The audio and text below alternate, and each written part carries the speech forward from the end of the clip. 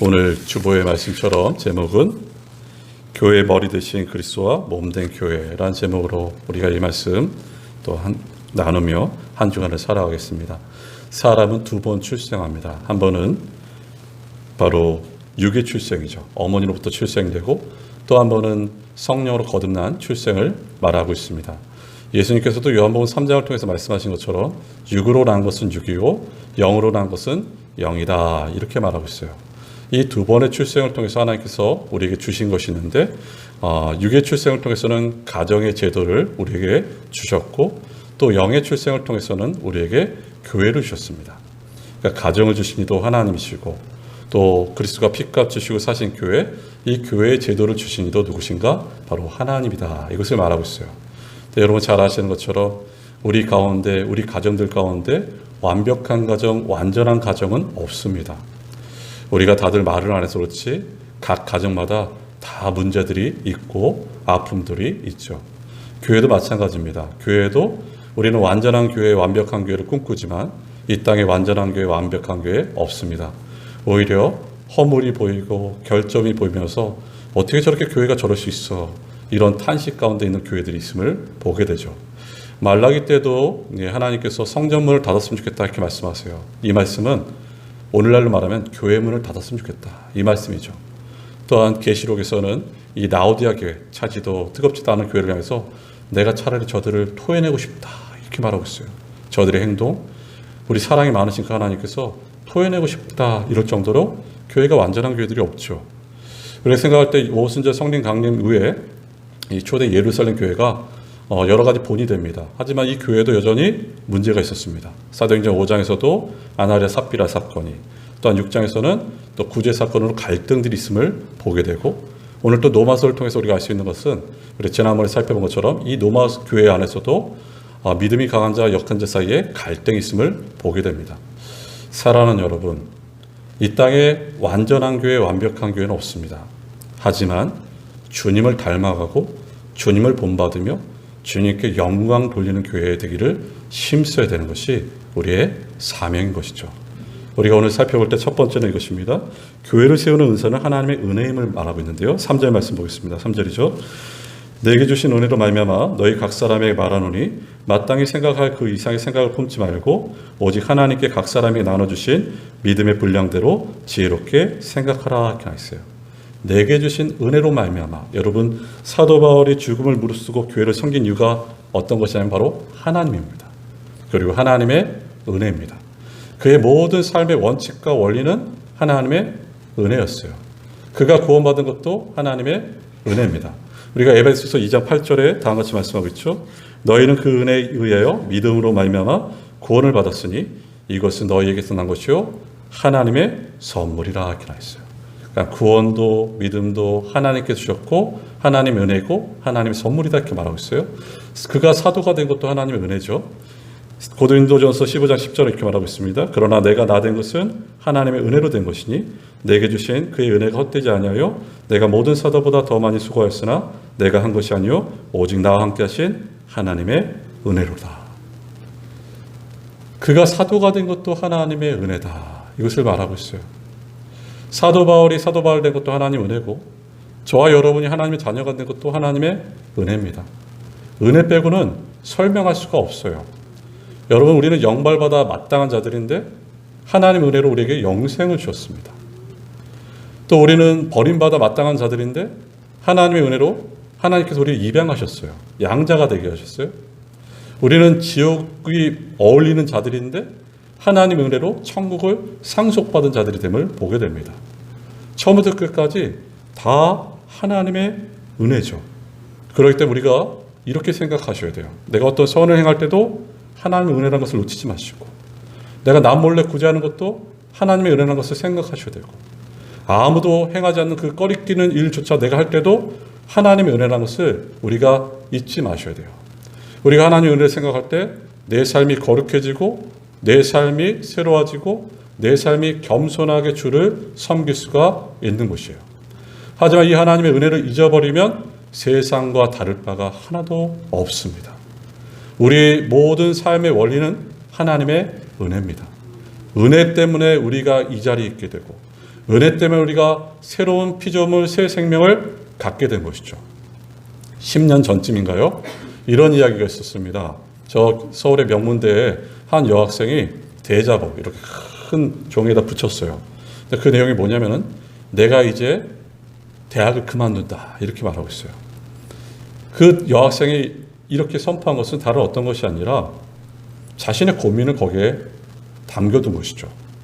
근데 이 여학생의 이 대자보에 붙인 사건을 통해서 사회 세상에 굉장히 큰 이슈가 됩니다. 근데 이 여학생이 왜 학교를 그만뒀을까요? 그 이유는 대학을 다녀야 할 의미를 찾지 못했기 때문인 것이죠. 이 여학생이 이렇게 표현합니다. 자신은 25년 동안 경주마가 탔다 이렇게 말하고 있어요. 여러분 달리는 경주마 아시죠? 트랙을 달리는 경주마 같은 그런 삶을 살았다. 근데 대학을 마칠 시점, 그만두는 시점에서 또 깨달은 것은 내가 이 트랙을 벗어나지 못하는 것을 깨달았다는 것이죠. 나는 초원으로 나가고 싶은데 나는 이 트랙에서 계속해서 달릴 수밖에 없다는 것을 깨달은 것이에요. 어떻게 보면 우리가 이것을 참 공감하는데 우리가 신앙도 마찬가지입니다. 여러분 우리가 정말 죽음과 멸망으로 곤두박질하는 이 트랙을 우리가 돌고 있는 것이 인생입니다. 누구도 이 트랙에서 우리를 건져내거나 구원할 수가 없습니다. 어떤 나라도 어떤 정부도 어떤 사상도 어떤 제도도 우리를 이 트랙에서 죽음과 멸망의 트랙에서 건져낼 수가 없어요. 하나님께서 우리를 찾아오시고 우리에게 믿음 주셔서 우리가 발견하게 됩니다. 살아계신 하나님이 나의 주인이시고 예수님께서 나를 위해서 십자가에 죽으시고 부활하신 사실을 믿게 된 것이죠. 그래서 이 죽음과 멸망의 트랙에서 우리를 건지신 하나님의 은혜에 우리가 감사하며 나가셔야 돼요. 그러면서 우리의 눈이 열렸죠. 우리의 목적이 생겼습니다. 우리의 목적은 하나님께 영광입니다. 그 하나님께 영광 중에 하나가 어떤 것인가? 하나님은 교회를 사랑하십니다. 이 교회를 온전히 세워나가기를 원하세요. 그게 바로 하나님께서 우리에게 주신 사명임을 보게 되는데요. 그래서 이 은사를 우리가 어떻게 이용해야 될까? 바로 3절은 계속해서 말하고 있습니다. 한번 3절 다시 보실까요? 내게 주신 은혜로 말미암아 너희 각 사람에게 말하노니 마땅히 생각할 그 이상의 생각을 품지 말고 오직 하나님께서 각 사람에게 나눠주신 믿음의 분량대로 지혜롭게 생각하라 이렇게 했어요. 그 이상의 생각을 품지 말라 이 말은 믿음의 성장 또한 비전을 갖지 말라 이런 의미가 아니라 허황됨을 찾지 말라는 것이죠. 사람은 참 연약하기 때문에 주변에서 조금만 칭찬하고 잘났다고 하면은 마치 자기가 굉장히 잘난 것으로 생각합니다. 그래서 이 은사를 주셨는데 이 은사를 가지고 다른 사람을 멸시하게 되고 자기를 굉장히 과대평가하는 것을 보게 되죠. 바울은 이것을 말하고 있어요. 마땅히 생각할 그 이상의 생각을 품지 말고 아름답게 이 은사를 갖고 나가라는 것이죠. 또 이 은사를 어떻게 사용해야 될까요? 오직 하나님께서 각 사람에 나눠주신 믿음의 분량대로 이렇게 했어요. 여러분 이 은사를 이해할 때 은사의 원초와 은사의 주인은 하나님이세요. 하나님께서 이 은사를 우리에게 주신 것입니다. 그러니까 이 은사라는 것은 어떤 것인가? 왕이 선물을 백성하고 신하들에게 주신 것이죠. 바로 믿는 우리를 또 주신 것이 은사인데 교회를 섬기기 위해서 이 은사를 주셨어요. 이 은사를 주신 주인은 바로 하나님이시고 이 은사를 원천은 바로 하나님이라는 것을 놓치지 말라는 것이죠. 믿음의 분량대로라는 얘기는 내 믿음이 70%니까 70%, 내 믿음이 80%니까 80%고 내가 1년 신앙생활 했으니까 1년 신앙생활만큼이 아니라 믿음의 분량대로라는 얘기는 하나님께서 내게 주신 믿음의 충성을 다하는 것이 믿음의 분량대로 해놓은 것이에요. 이게 바로 은사를 활용하는 것이죠. 또 이 은사를 어떻게 사용하기를 원하시는가? 지혜롭게 사용하기를 원하세요. 여러분 지혜는 하늘에서부터 주신 지혜인데 이 지혜는 사람을 살립니다. 근데 이 지혜가 없으면요. 은사를 받고 지혜가 없으면 어떤 일이 벌어지는가? 사람에게 상처를 주고 사람들을 넘어뜨리게 하는 것이 지혜가 없을 때 나타나는 현상이에요. 이런 경우죠. 하나님께서 우리에게 긍휼의 은사를 주셨어요. 긍휼의 은사를 펼치면서 하나님 내가 이렇게 다른 사람을 아파하고 긍휼히 여기심에 감사합니다. 이게 바로 지혜인데 그러지 않고 나는 이렇게 긍휼이 많은데 왜 저 사람 저렇게 긍휼이 없을까? 믿는 자가 어떻게 저렇게 사랑이 없을까? 믿는 자가 왜 저런 태도밖에 안 될까? 이게 바로 지혜가 없는 은사입니다. 바울은 지금 말하고 있는 내용은 이것입니다. 하나님께서 은혜로 우리를 자녀 삼으셨고 또한 교회를 섬기고자 은사를 주셨는데 이 은사를 바로 믿음의 분량대로 지혜대로 사용하기를 원하시는 것이 하나님의 뜻이에요. 두 번째 우리가 살펴볼 것은 머리 대신 그리스도 그의 몸된 교회입니다. 4절 말씀 보실까요? 4절입니다. 4절 제가 읽겠습니다. 우리가 한 몸에 많은 지체를 가졌으나 모든 지체가 같은 기능을 가진 것이 아니니 이렇게 나있어요. 교회는 손과 발 같은 여러 지체들이 한데 모인 한 몸이다 이렇게 나있어요. 교회는 어떤 기계의 부품이 아닙니다. 자동차의 부품이 약 2만 개라고 이렇게 말하잖아요. 근데 자동차의 부품과 한 몸된 지체와는 전혀 다릅니다. 부품은 교체할 수가 있어요. 또한 자동차의 특정한 부분이 고장나면 다른 부분에까지 특별한 경우가 아니면 문제가 영향을 끼치지 않게 되는 것이죠. 그러면 이런 것이죠. 핸들이 고장나면 핸들을 고치면 되는 것이고 시트가 고장나면 시트를 고치면 되는 것이고 엔진을 고장나면 엔진을 고치면 되는 것입니다. 근데 여러분 교회는 그렇지 않습니다. 교회는 유기적입니다. 교회는 한 몸입니다. 마치 혈관과 같습니다. 그래서 저 발가락에 가시가 박히기만 해도 머리에 두통을 일으키게 돼요. 치통을 알아보신 분도 계실 텐데 이 치통 때문에 온몸이 아파짐을 보게 됩니다. 손가락에 어떤 흠 때문에 여기 독이 들어갔는데 이 독이 온몸에 퍼지게 되죠. 이게 바로 교회입니다. 또한 자동차의 부품은 더 중요하고 덜 중요한 것이 있어요. 예를 들면 핸들, 엔진이 백밀러보다 더 중요하죠. 그리고 와이퍼보다 핸들이 더 중요합니다. 운전하신 분들은 아실 텐데요. 백밀러가 없어도 신중하게 운전하면 목적지까지 갈 수 있습니다. 하지만 엔진이 고장나면 목적지까지 갈 수 없어요. 와이퍼가 없어도 비가 안 오면 와이퍼를 멈추죠. 와이퍼가 없어도 우리는 운전합니다. 하지만 핸들이 없으면 운전할 수 없어요. 이렇게 자동차는 더 중요한 것이 있고 덜 중요한 것이 있습니다. 근데 여러분 교회는 어떻습니까? 교회는 모두가 중요합니다. 모든 성도님 한 분 한 분이 다 중요해요. 더 중요하고 덜 중요한 분이 없어요. 다 귀하고 다 소중하고 다 아름다운 분들이 바로 교회 성도님들입니다. 이게 바로 교회와 세상과의 다른 점이죠.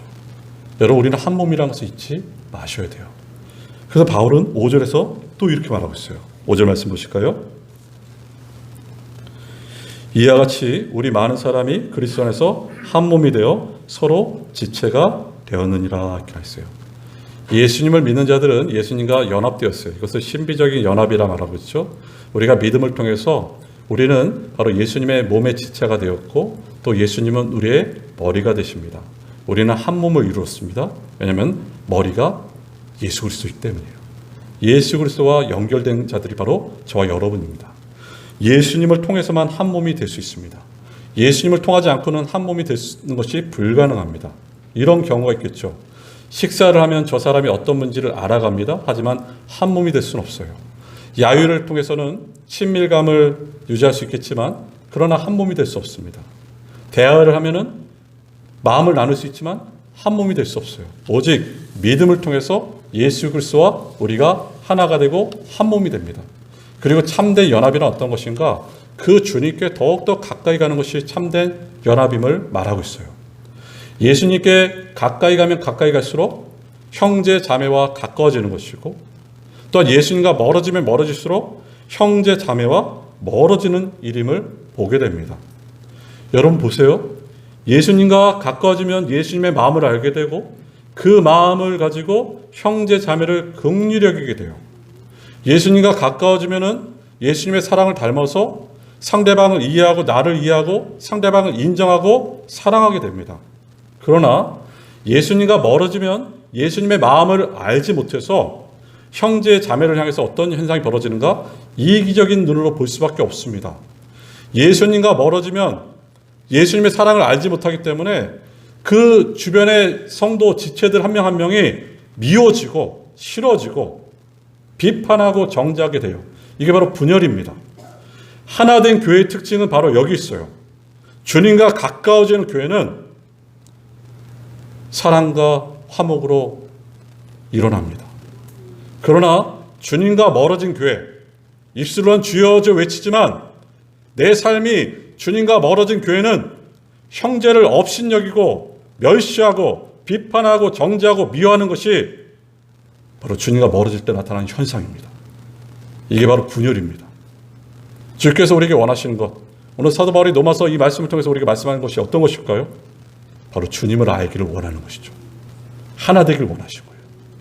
빌립보서 1장 9절은 다음과 같이 말합니다. 빌립보서 1장 9절이죠. 내가 기도하노라 너희 사랑을 지식과 모든 총명으로 점점 더 풍성하게 하사 이렇게 했어요. 사랑은 지식과 함께 풍성해집니다. 여기서 지식이란 우리 구주 예수님을 알아가는 지식입니다. 이 예수님을 알아야지, 이 예수님을 만나야지 내 주변의 지체를 사랑하고 이해할 수가 있습니다. 여러분. 이분을 아셔야 됩니다. 여러분. 그래서 바울은 우리 몸된 지체이고 우리 머리는 예수 그리스도고 몸된 지체인 우리에게 하나님께서 은사를 주셨다 이렇게 말하고 있어요. 그 내용이 6절부터 8절인데 6절 말씀 보실까요? 6절입니다. 우리에게 주신 은혜대로 받은 은사가 각각 다르니 혹 예언이면 믿음의 분수대로 이렇게 나있어요. 이 본문의 은혜는 구원받는 데 필요한 은혜가 아니라 봉사하는 데 필요한 은혜를 말하고 있습니다. 그러니까 한마디로 은사라는 것은 교회를 섬김에 필요한 능력을 말하고 있어요. 우리에게 은사를 주신 목적은 성도를 유익하게 교회를 세워가기 위해서 우리에게 은사를 주셨습니다. 근데 어떤 은사를 주셨을까? 6절 말씀에 다음 같은 은사를 주셨죠. 혹 예언이면 믿음의 분수대로 이렇게 나 있어요. 예언의 은사. 이것은 미래의 일을 알아맞히는 신비한 능력을 말하고 있지 않습니다. 여기서 말하는 예언의 은사란 하나님 말씀을 선포하는 것을 말씀하고 있습니다. 여러분 이런 교회들 조심하셔야 됩니다. 실제적으로 있었던 교회들, 신사도 운동을 하는 교회들. 그래서 어느 목회자가 예배 시간에 갑자기 오늘 예배 안 드립니다 이렇게 말해요. 그 이유는 성령께서 내게 말씀하지 않았기 때문에 오늘 예배 없습니다. 또 이런 경우도 있어요. 예배를 어느 날은 1시간, 어느 날은 10시간씩 드려요. 왜냐하면 성령께서 내게 말씀하셨다는 것이죠. 여러 예언은 이런 신비적인 능력을 말하는 것이 아니라 예언은 바로 하나님 말씀을 올바르고 바르게 선포하는 것이 예언입니다. 이게 은사예요. 또 어떤 은사가 있을까요? 7절 말씀이죠. 혹 섬기는 일이면 섬기는 일로 이렇게 있어요. 섬김의 은사. 다른 사람을 보필하고 다른 사람을 돕고 바로 섬기는 것이죠. 윗사람이 아랫사람을 섬기고 동료가 섬기고 남편이 아내를 아내가 남편을 아이들에게 명령할 뿐만 아니라 바로 섬기는 것. 바로 이게 섬김의 은사입니다. 1986년에 존 스타트 목사님 책 중에 하나가 그리스도의 십자가라는 책이 나왔습니다. 근데 이 그리스도의 십자가의 그 책 앞에 보면 헌정사, 누구에게 드린다 이렇게 나와 있는데 근데 그분이 이렇게 썼어요. 1956년부터 1986년까지 내 옆에서 나를 조력하고 보필한 나의 참 비서 프란시스 화이트 헤드에게 이 책을 드립니다 이렇게 나와 있어요. 그러니까 존 스타트 목사님 참 좋은 목회자인데 이분도 참 귀하지만 옆에서 자기를 30년 동안 충성스럽게 보필하고 섬긴 이 비서를 이 책을 드린다 말한 것처럼 바로 섬김이에요. 예수님께서 이 땅에 오신 것도 섬김을 받으러 오신 것이 아니라 이 땅에 섬기러 오셨습니다. 여러분. 이게 바로 섬김의 은사를 말하고 있고 또 다음에 어떤 은사가 있냐면 가르치는 자면 가르치는 일로 이렇게 나와 있어요. 이 가르친다는 것은 말씀을 가르치는 것인데 말씀을 부지런히 연구하고 기도하고 성령의 조명을 구하면서 성도들에게 부지런히 가르치는 것이 가르치는 은사입니다. 또 어떤 은사를 말하고 있습니까? 그 다음에 이렇게 말하고 있죠. 8절입니다. 혹 위로하는 자면 위로하는 일로 이렇게 나있어요. 여러분 남을 위로하는 은사입니다. 우리는 다 성도로 부르심을 받았어요. 하지만 우리가 신앙생활하는 가운데 상처를 받아서 있는 분들이 계세요. 그럼 이런 사람들 찾아가서 위로하는 분들이 있습니다. 이게 은사예요. 어떤 분들은 말 한마디 한마디가 참 위로가 됩니다. 그럼 다시 일어나요. 또 어떤 분들은 말씀 한 말씀을 가지고 위로를 줍니다.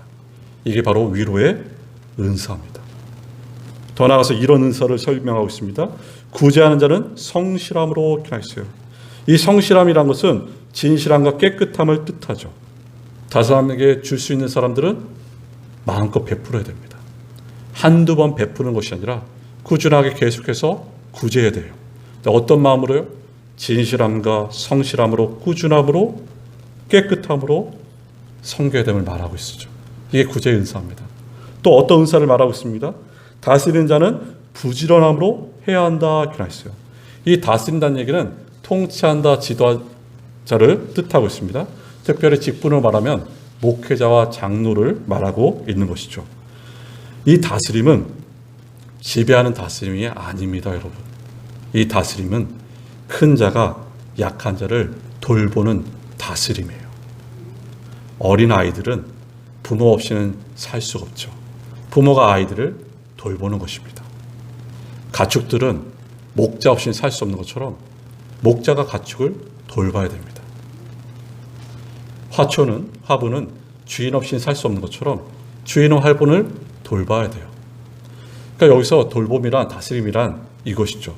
목사와 장로의 직분은 성도의 영적인 상황을 끊임없이 살피고, 육체적으로 아픈 곳이 없는지 살피고, 경제적인 어려움이 없는 것이 살피고, 사랑과 돌봄으로 살피는 것이 다스리는 은사입니다, 여러분.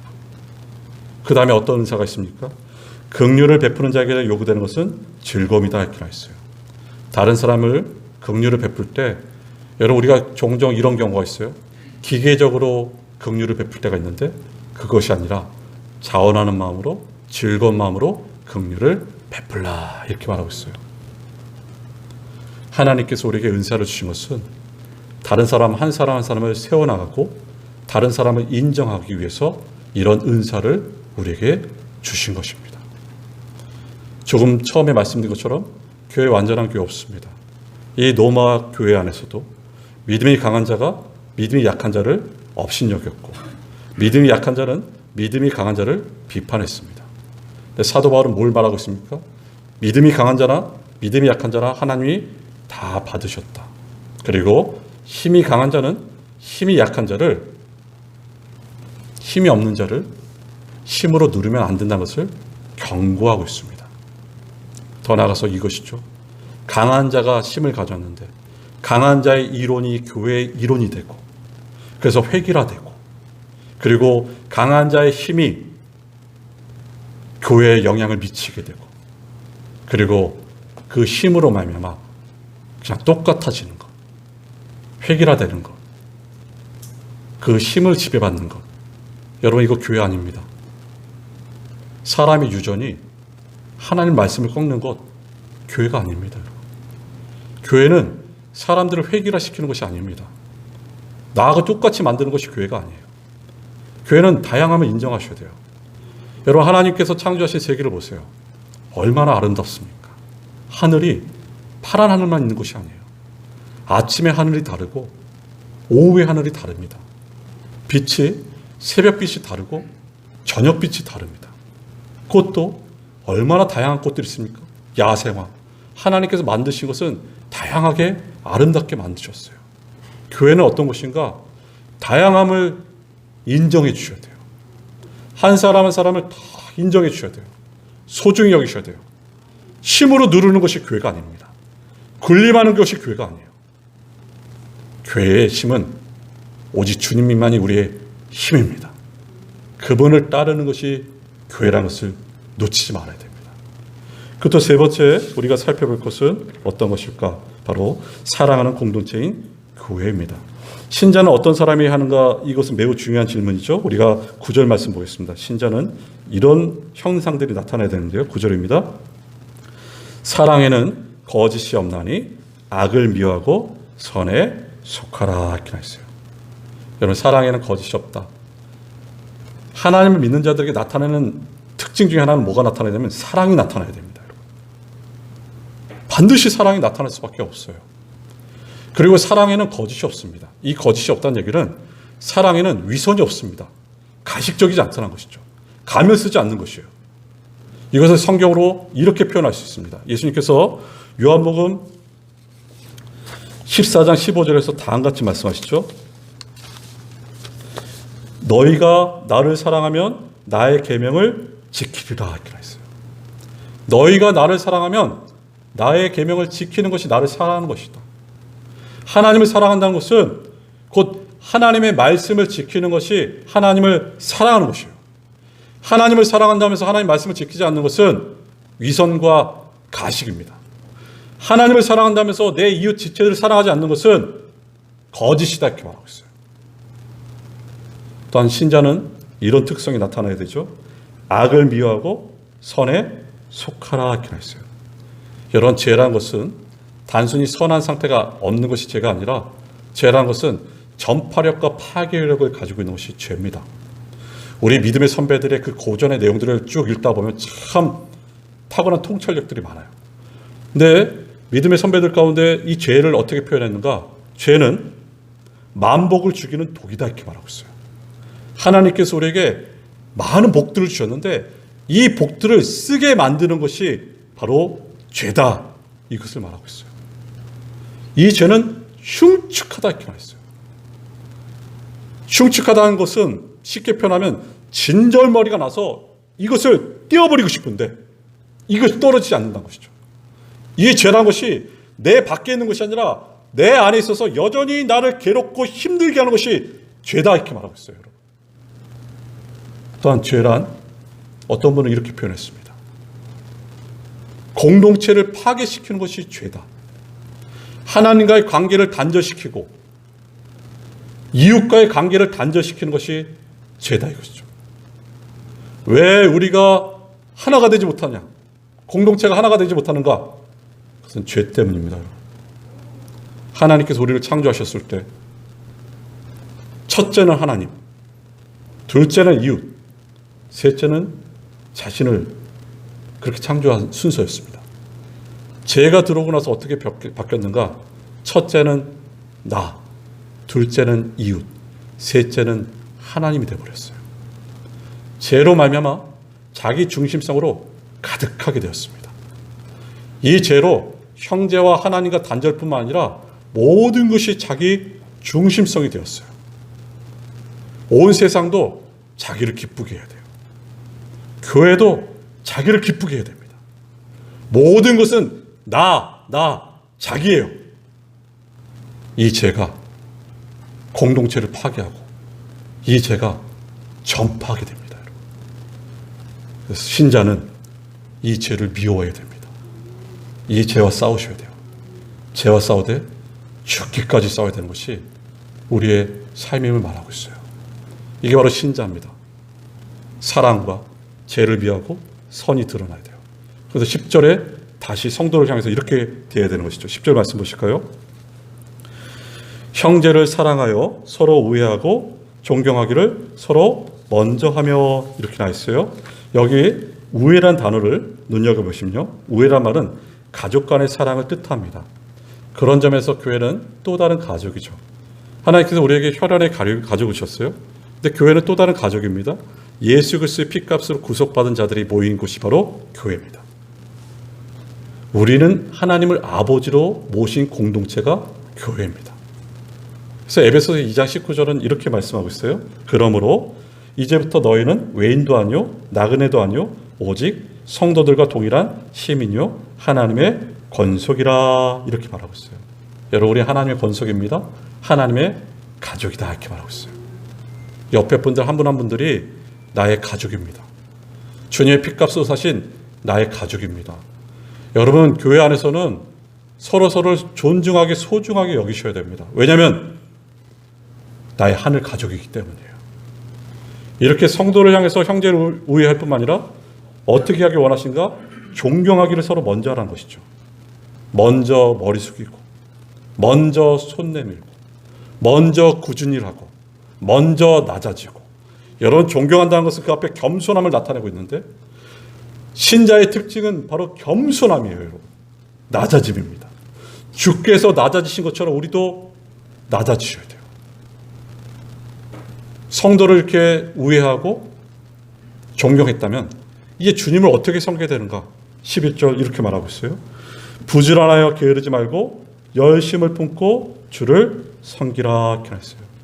여러분, 그리스도인들은 무엇보다도 주를 섬기되 열심을 품고 주를 섬겨야 됩니다. 우리가 살아가는 동안 숨이 필요하죠. 호흡이 필요하고 음식이 필요하고 활동이 필요합니다. 그런 것처럼 우리가 살아가는 동안, 신앙생활하는 동안 호흡하는 것처럼 하나님과 기도하고 음식을 먹는 것처럼 하나님 양식을 취하는 것이고 활동하는 것처럼 우리에게 주신 직분, 봉사의 활동을 해야 됨을 말하고 있어요.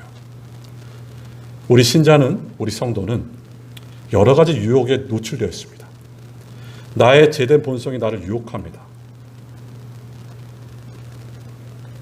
정말 하나님을 대적하는 저 세상이 우리를 유혹합니다. 사단 마귀가 우리를 유혹해요. 유혹의 내용은 다 다르지만 공통점이 있습니다. 우리를 게으르게 만들어요. 영적으로 게으르게 만든 것이 이 유혹의 특징입니다. 말씀을 보는 일, 게을러지고, 기도하는 일에, 예배하는 일에, 전도하는 일에, 봉사하는 일에, 이 유혹들이 우리를 게으르게 만듭니다. 영적으로 여러분 게으르게 만들어요. 성경을 꾸준하게 보시는 분들이 어느 날 성경을 보는 것이 실증이 나서 하루 성경을 안 보고 그 다음 날도 성경 안 보고 셋째 날도 성경을 안 보면 어떤 일이 벌어지는지 아세요? 여러분, 저와 여러분의 영혼이 비참해집니다. 게을러져요. 기도도 다음에 하면 되지, 생각만 하고 기도도 믿으면요, 우리 영혼이 피폐해집니다.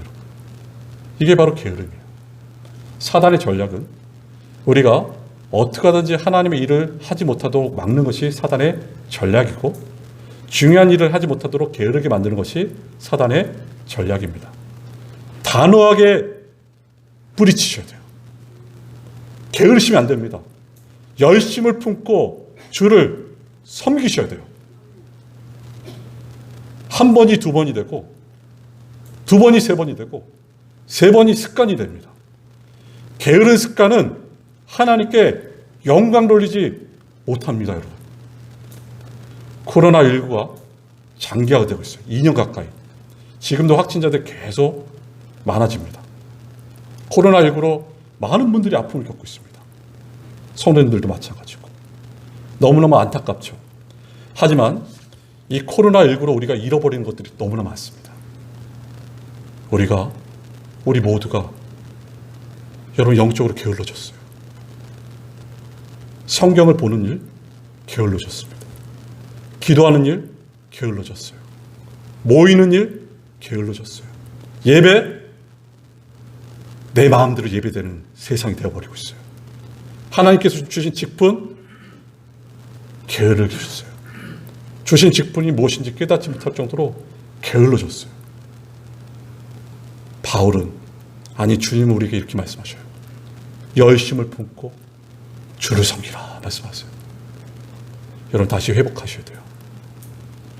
코로나19로 언제까지 우리가 게을러 있겠습니까? 언제까지 잃어버린 양들을 놓치고 살겠습니까? 언제까지 코로나19 때문에 안 된다고 우리 신앙을 넉놓고 있겠어요? 다시 회복하셔야 돼요. 성도를 사랑하듯 뜨겁게 사랑하고 주를 사랑하듯 뜨겁게 살아가는 그 회복이 우리에게 있어야 됩니다. 끝으로 저 서초동 법원에 그 뒤편쪽에 꽃마을이 있다고 합니다. 한 목사님이 그 꽃마을 지나다가 한 10년 정도 얘기죠. 난초를 보고 난초가 참 이뻐서 이 주인 사장님에게 물어봤대요. 자기가 생각에 한 2만 원 정도, 3만 원 정도 생각되는데 난초가 얼마입니까? 물어봤대요. 그러니까 주인 사장님이 이렇게 말했대요. 사시게요? 예. 이 난초 가격이 50만 원입니다. 이렇게 말했어요. 그러니까 이 목사님이 굉장히 놀랐습니다. 아니, 어떻게 난초가 50만이 될 수 있을까? 그래서 이 목사님이 물어봤습니다. 왜 이렇게 난초가 비싸요? 그러니까 주인 사장님이 난초는 그만큼 키우기가 어렵습니다. 그러면 난초는 어떻게 키워야 됩니까? 물을 많이 줘야 됩니까? 거름을 줘야 됩니까? 이렇게 물어보니까 이 사장님이 명언을 하셨어요. 난초는 사랑으로 키워야 됩니다. 사랑으로 난초를 키우지 않으면 난초는 죽습니다. 이렇게 말하고 있어요. 저희가 교회나 학교에서 볼 때 다니다 보면 유독 중학생 아이들 중에 힘이 없는 아이들이 있어요.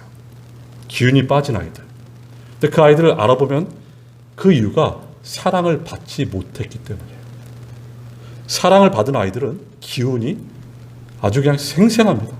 자신감이 넘쳐요. 여성분들 중에서도 힘이 없는 분들도 계셔요. 축 처진 분들. 근데 그 이유가 뭘까? 남편에게 사랑을 받지 못하기 때문이에요. 사랑을 받으면 회복됩니다. 저와 여러분을 사랑하시는 분이 누구십니까? 하나님이세요. 하나님 우리의 힘이시죠. 그분이 우리를 사랑하세요. 그래서 우리가 날마다 다시 새 힘을 가지고 일어나는 것이죠. 근데 사랑의 하나님께서 우리에게 지금 말씀하시고 명령하세요.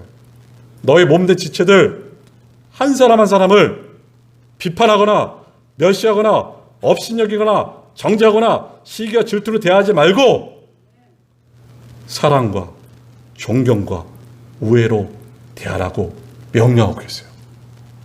그리고 그 사랑을 가지고 주를 열심히 섬기고 살아가려고 명령하고 계세요. 여러분 정말 좋은 교회는 어떤 교회입니까? 하나님 말씀에 순종하는 교회가 아름다운 교회, 좋은 교회입니다. 오늘 이 말씀처럼 우리는 몸된 지체들입니다. 우리 머리는 왕 대신 예수 그리스도예요.